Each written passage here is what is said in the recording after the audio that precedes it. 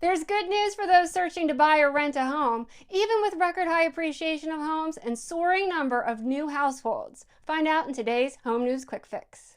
In business news, 2/3 of the top 100 housing markets have had record high appreciation rates during the past year, according to the Joint Center for Housing Studies of Harvard University. And in home news, the number of new households has risen sharply at an annual rate of 1.6 million households for the past 2 years.